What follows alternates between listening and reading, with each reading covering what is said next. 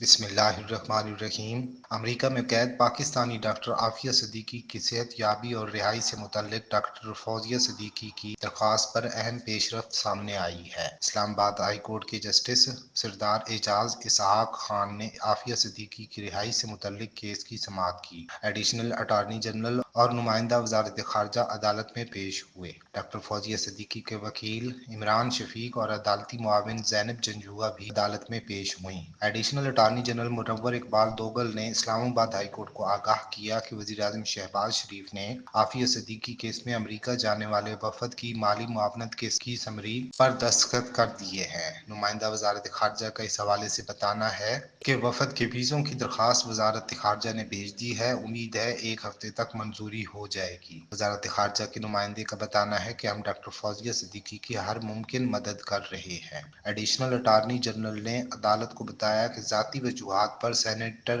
عرفان صدیقی وفد کے ساتھ نہیں جا سکتے۔ حکومت کی جانب سے سینیٹر بشرا وفد کے ساتھ امریکہ جائیں گی۔ اسلام آباد ہائی کورٹ نے ڈاکٹر عافیہ صدیقی سے متعلق کیس کی سماعت 13 جنوری تک ملتوی کر دی۔ خیال رہے کہ ڈاکٹر عافیہ صدیقی امریکہ میں ایک متنازع عدالتی فیصلے کے باعث 86 سالہ سزا کاٹ رہی ہیں۔